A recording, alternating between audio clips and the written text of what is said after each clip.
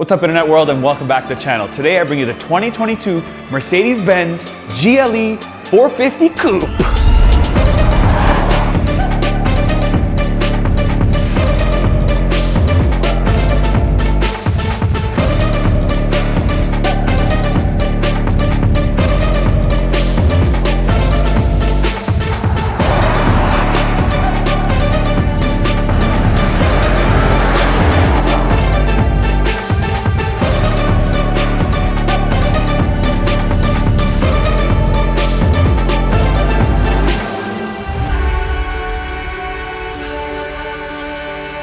It's a really big deal that we have this GLE 450 Coupe because I checked online, and in Mercedes-Benz Canada and Mercedes-Benz USA, they do not have a GLE 450 that you can spec out. Yes, we're the first ones on YouTube to actually drop a GLE 450. Now, guys have done the 53 and guys have done the regular GLE, but a coupe with the 450, nobody's done it. Right here on Accelerate, the first ones. So here's the deal. In 2019, they stopped making the GLE Coupe. They skipped a year for 2020 and then brought it right back in 2021 for the new second version. Except they only gave us the GLE 53 and the 63, the AMG versions. Until 2022, right now you can get a GLE 450, a non-AMG coupe. So the question is, would you buy one? Well, our buddies at Throttle House and Straight Pipes has already done the full-size GLE, not the coupe, with the bounciness, and that was pretty cool. But here we are today to figure out, can we get the economical coupe? Because Mercedes-Benz really rocks the coupe world. They own every coupe available. We won't get into that. That's a long video. But today, we're gonna focus on this thing and see, is it worth the money? So if we start at the front here, you will notice that there is a lot of chrome. Yes, the AMG chrome package is standard, and they do give you this diamond pattern on the front here, standard. You don't pay any extra for it. Now, this thing does have chrome, as I mentioned. If you want all black, then you have to opt for the night package. But if we start here, look at these headlights. These have the multi-beam LED. Now in the daytime, they don't look that fancy. They're just kind of simple and regular, but at night, it's awesome. You see all the matrix and you see all these lights go off, and it's so clean and crisp that it's like super futuristic. I like it. Now, as we move below, you will see these louvers have chrome, and they do have this little flow through that goes all the way here to cool and create some sort of aerodynamicness with the front end here. And obviously a nice big Mercedes-Benz logo that is heated, as you can see. And it does have all your radars in the front, because obviously this does have keep in your lane, stop and go, all the fun stuff that you'd expect from something that costs almost $100,000 Canadian.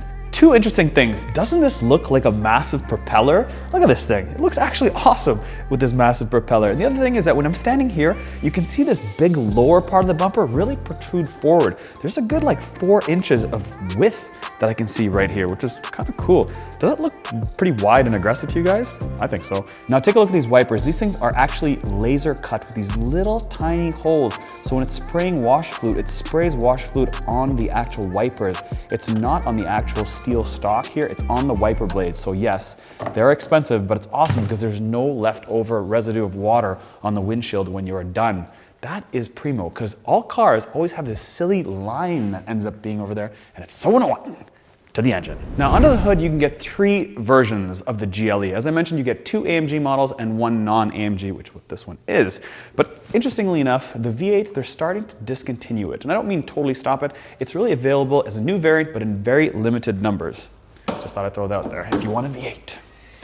Voila, here's your 6-banger. Now there's 2 6-bangers available.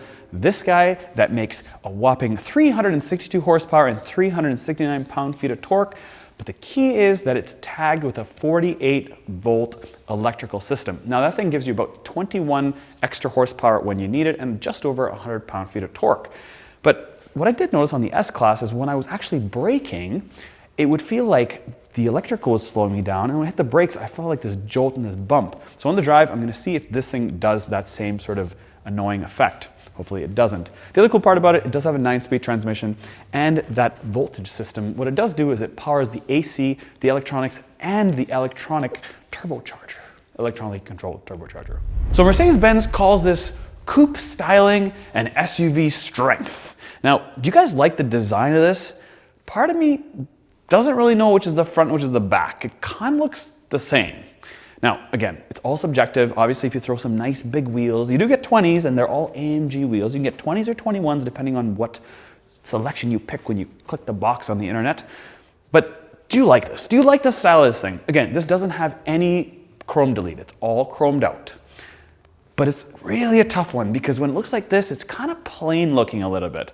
It's not as aggressive and as sexy as I expect Mercedes-Benz to be. Now again, this is not a non-AMG version, and maybe it's just the wrong color and the wrong chrome stuff, but man, takes some getting used to. It drives awesome, and I'll get into that. No, anyways, this does not have the e-body active control, which means it cannot use these cameras and anticipate what the future looks like.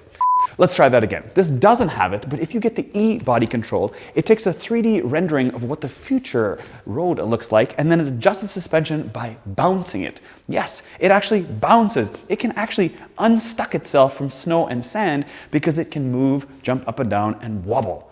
Pretty cool. But the coolest part about it, it's got something called pothole eliminator. So when it notices there's a pothole coming, it actually just bounces up and skips the pothole. It's like it hop steps. I always find that these steps kind of make your back leg dirty. Anyways, let's check out the back of this GLE 450. Now, what do you guys think about this back? Again, this is sort of unique styling. When they created this segment, you'd think, kind of weird, kind of not. But actually, they've improved it. I find that they actually have some contour now and not just a straight box in the back. So voila, GLE 450. The cool part about it is where the camera is hidden. It's hidden underneath the emblem. And also, when you want to open up the trunk, you sort of push this down and voila, it opens up. Now, before we jump into the trunk, I want you guys to know that this thing tows 7,700 pounds. There's actually a big number for something this luxurious. Again, some people say, yeah, it tows it, but it's not that good at it. But the fact that it does it, even for short distances, is sweet. Yes, I'm pointing to you, exhaust. Come take a look at these bad boys. They look really legit, but they are not. They are actually hiding underneath, deep underneath. Ew.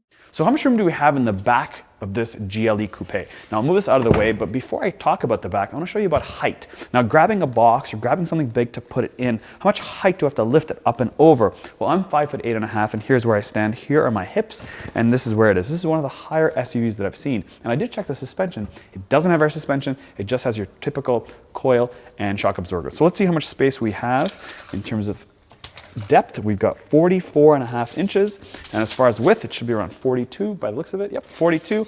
And then height really doesn't matter because it depends on what you're putting into the back of this thing. Now underneath this little compartment here, the shelf, you have a spare tire. Not a lot of room for anything else. There's a little bit of spot here, but nothing dedicated. It's just a big open little pit that you have. Now it does have 40, 20, 40. You want to put the seats down, and you have this little tonneau cover that comes back up here. And there are no buttons to fold these seats down, which is kind of strange. You'd think the fact that this comes from a GLE SUV, you'd have someone to pull down and fold the seats flat, but it doesn't have it. It does have a cigarette lighter right here, and that's about it. So, It does have this tailgate though. You can actually set the height adjustable by holding this button. And then this button right here is to lock it. So you hit the button, it closes the tailgate, the keys in your pocket, you walk away, and the car automatically locks. So let's jump in the back seat and check it out. Back seat of the GLE 450 Coupe. Now, how much room do we have for my head? I thought I was gonna hit my head. Not even. How much room do we have? Not a whole lot. So I would probably say a 6-footer is probably gonna be touching. So if you're 6'2", might be tough. This doesn't have the electronic back seats, and this doesn't have 4-zone climate control. This simply has 2 because there's nothing in the back. I can see them in the front there. This does have vents. It does have a USB and a USB-C right there. And then of course I have heated seats per side. Now you get 13 speakers or 25 speakers. This thing does have 13 speakers, Burmeister right there. I can only imagine what 25 speakers sounds like because this thing at 13 sounds primo. The quality is really, really good in here. Obviously, this is a Benz. This is not the old generation ML. This is the new generation stuff, and the quality is really, really good. It also does have some contouring in these back seats. They're nice and sweet. And as far as cup holders go, there's 2 here, and bottle holders, I got 1 per door. So not a ton of storage. And also the way my feet kind of land, I'm actually hitting the top of my foot here when I'm sitting on this.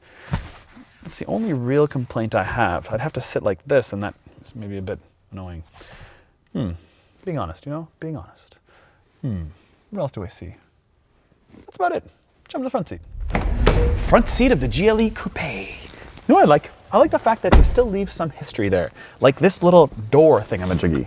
This little up and down thing. It's like back in the day. It's cool. So we gotta start off with ambient lighting because that's what makes Benz Benz. So we start off with ocean blue, the next is purple sky, red moon, and this adjusts different colors, fire red, dawn blue. But it's not just the light strip you get here. You actually get, did you guys see that?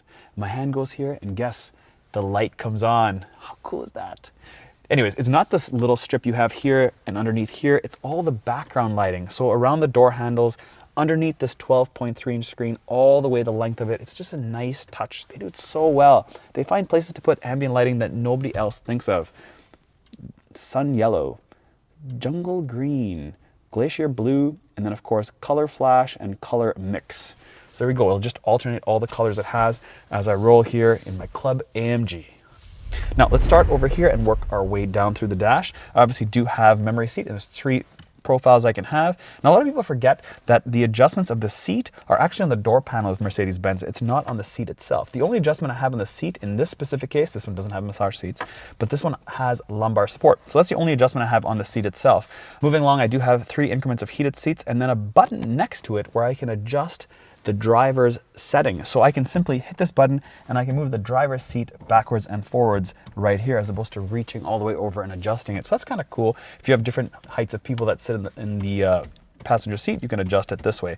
Now, as we move along, you can get 7 different trim profiles on the GLE Coupe. This one does have sort of an open sourced wood trim, and they do have the 4 individual vents. Now, I've got 1 big one here, 4 in the middle, and 1 on the passenger side. They do have these fake looking vents here with these glass screens. Now, these are 2 12.3-inch screens that do have 1 single piece of glass that goes along with it. It's just sort of unique that this one has a vent out of it, and this one doesn't have a vent. Kind of odd, but underneath that, you do have your typical standard Mercedes-Benz HVAC controls.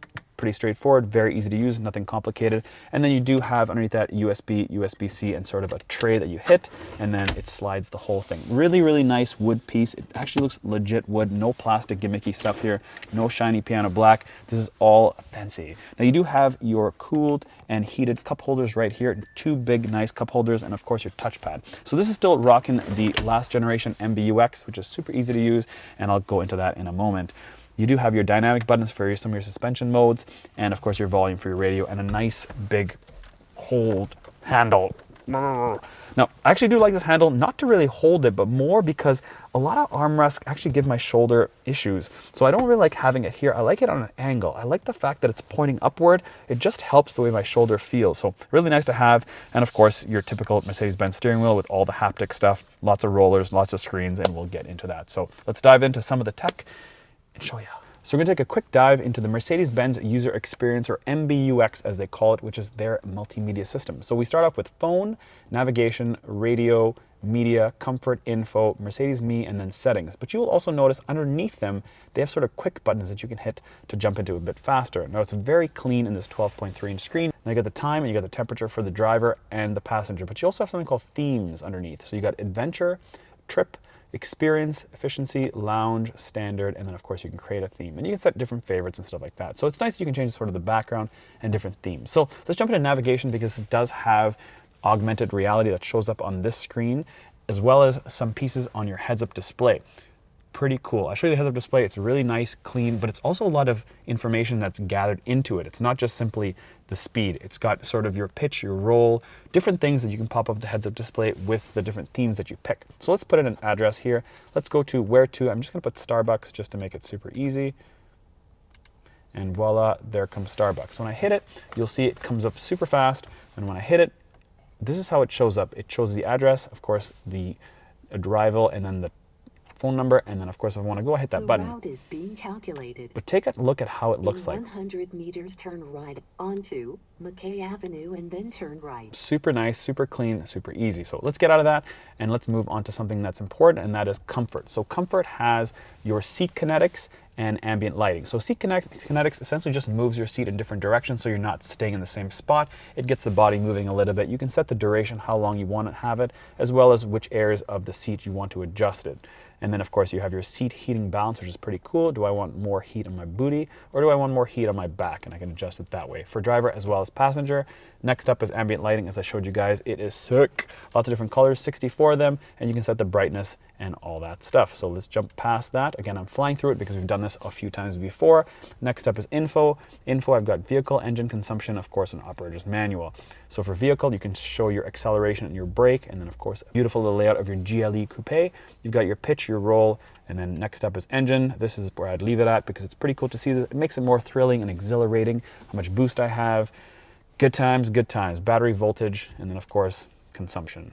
So you have a lot of different angles you have with the cameras. As you can see, front angular, 360 all the way around, just the back one. Oh, there's Ian, hello.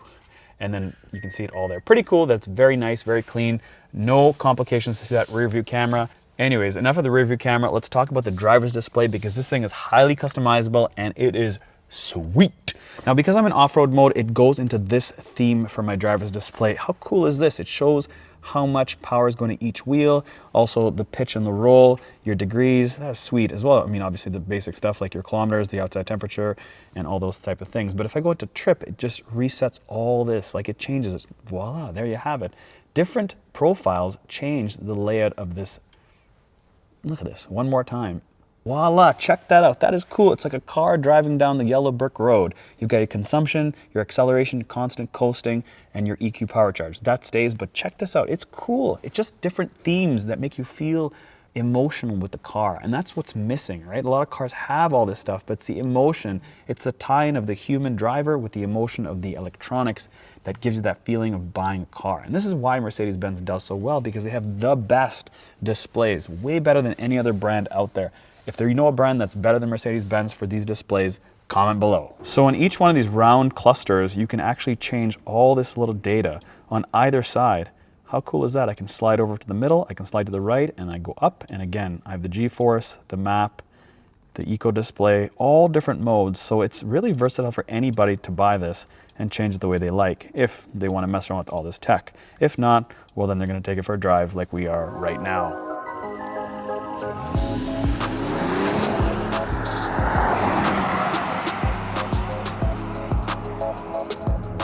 In the GLE 450, I would say that it's very easy to drive. This steering is really good, very light, and always a good back to center feel. So there are different driving modes like most cars have. This one has individual, sport, comfort, eco, and then of course off-road. Now off-road is limited to 110 kilometers an hour. Can't go any faster than that. And on sport, you can't have anything on your roof. You can't have any roof load in sport. So I don't have anything on my roof, but I like to drive this thing in comfort because it's smooth, it's nice, it's buttery. And of course, it doesn't have a lot of sportiness feel on the outside, so I don't feel like I need to drive fast. Just as good visibility. I think that's why people buy these things, because it's good visibility all the way around. And it sits higher. Feels like a car, but it sits higher. So it's like checkbox. Yes, sits higher. Checkbox, got all the features in here, and really good fit and finish. Now this is about 100 grand Canadian, and there's a Frontier behind me that's following me, and that's Ian, and that's about 50,000 bucks. So I'm thinking, this is like twice the price of a Frontier, and that's very basic inside. So everything's expensive, and the crazy part about it is GLEs are one of the most exported cars out there. People want them. There's markets that die for GLEs. A GLE Coupe, maybe they'll die for them too. Mercedes-Benz has the best searching for a radio station ever. You just go like this, swipe, and then all the satellite radio stations just slide off really fast. You can get to where you want really quick. Obviously, you can set them as favorites, but again, we change cars so often nowadays that, God, can't even keep up. So there's three main competitors to this. There's the Porsche Cayenne Coupe, there's the X6 from BMW, and of course, there's the Audi Q8. Now, the Q8's not exactly a competitor, but it's kind of competitor-ish. Definitely the Cayenne Coupe and the X6. The X6 is like head-to-head. Pretty much looks almost the same as this thing. One thing that sticks out like a sore thumb on a positive note is the start and stop system. It does a really good job, and it's like ultra quiet. For starters, Mercedes-Benz has a very low RPM running point. It doesn't stay at like 950 like most cars. It stays about 550, 600, so it's very low, quiet. You don't even really notice it's on. Other cars, I definitely notice. As soon as I take my foot off the brake, I know it goes, it starts. This thing is like quiet. And then when I'm rolling to a stop sign, before I get the stop sign, the car shuts off. It's just really good. And as I was mentioning with the S-Class, when I come to brake, what happens is it starts regenning a little bit, and you notice the car slowing down when you come to a stop. But with this thing, it's smooth. This is smoother than the S-Class when it comes to stopping and the electrical hybrid component mixed in with the gas. I definitely know this is smoother. And I'm not making this stuff up. It is definitely smoother when I come to a stop. All right, so I'm sport mode, foot to the ground, and the 9-speed. Basically middle of second gear. It's just so smooth. It is, yeah. Now this does have the regular stock suspension, so it is gonna be a little bit soft. It's gonna be fairly, yeah, it's a little bit boaty. Little bit boaty. Floaty, boaty. But it's perfect for the wife. The wife jumped in this thing and she said, this is an easy car to drive. It's so easy. I said, I know. She's like, this is the only car I brought home. She's a Range Rover. And she said, this is the only car I brought home that I like. I'm like, it's $100,000. And on the throttle.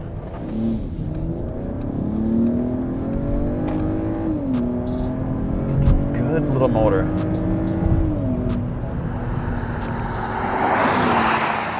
I find they make these coupe type cars not because a lot of people are going to buy it. It's not going to be a high volume car, but it's so you don't go somewhere else. You see, when you come in to a Mercedes-Benz dealership, they want to have something for everybody. And this is something for everybody. And Porsche's sort of becoming that way as well. BMW has been like that forever. But Mercedes really dominates that market of saying, you walk in this place, we're going to find something for you. And that's what this thing is, because it sort of fits the bill for somebody like me. One kid, not a lot of stuff. I got a truck. I got this thing, sits higher, so I can sort of go where I want. We live in not the best climate.